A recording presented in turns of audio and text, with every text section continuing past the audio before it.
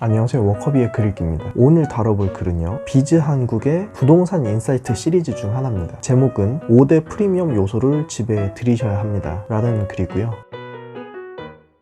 이 5대 프리미엄 요소 정답부터 말씀드리면 교통, 교육, 상권, 자연환경, 상품성 이렇게 5가지를 꼼꼼히 따져야 한다고 하네요. 첫 번째 교통 프리미엄입니다. 대중교통의 접근성이 높을수록 프리미엄이 높다라고 하네요. 그래서 이 교통 프리미엄을 확보하려면 3가지를 활용해야 한다고 합니다. 하나는 부동산 경기. 부동산 경기가 좋지 않을 때는 역세권이든 비역세권이든 시세가 비슷한 경우가 많다고 하죠. 이제 역세권 프리미엄이 없어지는 때거든요. 이럴 때 역세권을 매수할 최적의 타이밍이라고 합니다. 그 두 번째로는 교통 프리미엄이 발생할 지역을 미리 선점하는 것도 중요하다고 합니다. 대부분의 교통 프리미엄은 계획 단계에서부터 서서히 상승하기 시작하는데요. 해당 지역에 교통 환경이 발달하고 10년이 지나면 기반 시설들이 완숙됩니다. 그제야 교통 수단으로서 가치가 생기는 거거든요. 그래서 이 이전에 매수를 하는 게 좋다고 합니다. 마지막으로 교통 프리미엄에도 등급이 있다고 하네요. 전철망도 1등급부터 5등급으로 나뉜다고 하고 1등급과 2등급에는 시세 차이는 좀 있어도 프리미엄의 차이는 크지 않다라고 하네요. 초기에는. 그래서 초기에 2등급 노선을 주 타깃으로 하는 것이 전략일 수 있겠다라고 합니다. 자, 이제 교통은 끝났죠. 두 번째, 교육 프리미엄입니다. 교육 환경도 2가지가 있습니다. 학교와 학원가. 학교는 2가지로 이해하면 된다고 하네요. 하나는 접근성이고요. 또 다른 하나는 내가 희망하는 학교에 입학이 가능한 단지인가 라는 것입니다. 이 두 요소를 갖춘 곳이 이제 프리미엄이 되겠죠. 특히 초등학교는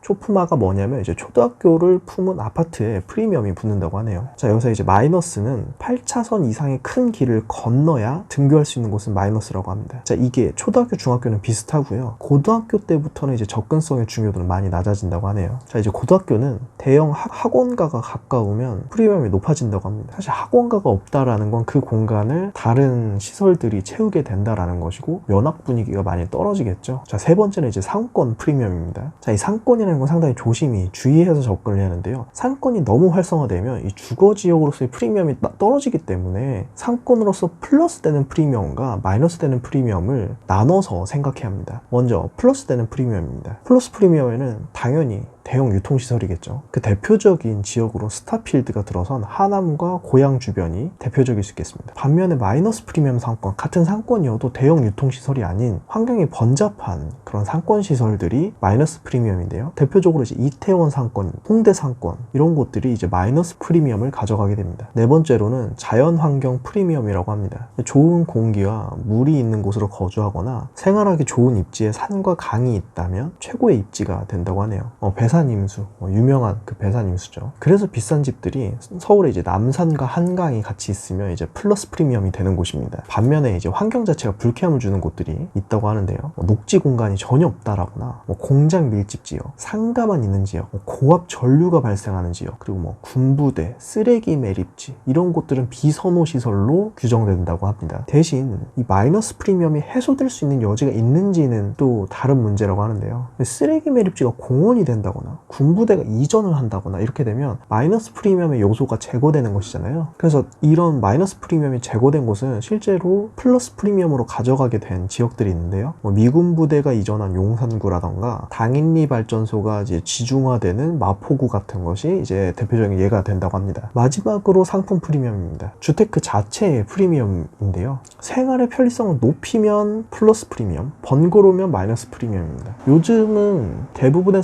세대가 차량을 한 대 이상씩 갖고 있잖아요. 그래서 한 세대당 한 대 이상의 주차 공간이 확보된다. 그리고 거기에 더해 지하 주차장까지 확보된다 하면 플러스 프리미엄입니다. 또한 음식물 쓰레기를 버리러 나가지 않고 주방에서 처리할 수 있는 시설이 갖춰졌다. 이러면 이제 또 상품 프리미엄이 될 수 있다고 하네요. 또한 이 주택 자체가 상당히 고급화 많이 되어 있다. 주변 단지보다 고급스럽다라고 하면 그 상품 자체의 가치가 올라가게 된다라는 것이죠. 오늘은 제가 잘 모르는 부동산에 대해서 김학렬 더 리서치 그룹 부동산 조사연구소장님께서 비즈 한국에 쓰신 5대 프리미엄 요소를 지배해 들이셔야 합니다라는 블로그 포스트를 한번 다뤄봤습니다. 부동산 주제는 사실 저도 잘 몰라서 이렇게 5가지, 10가지, 4가지 이렇게 요약해주거나 손에 꼽아주면 좀 더 이해하기가 쉬운 것 같아요. 막연하게 어려웠던 주제를 쉽게 풀어준 글도 좋았고요. 이 글을 한 번 더 정독하고 설명드리면서 저도 다시 한번 모르는 주제에 대해서 공부할 수 있는 기회가 된 것 같습니다. 감사합니다. 워커비의 글 읽기였습니다.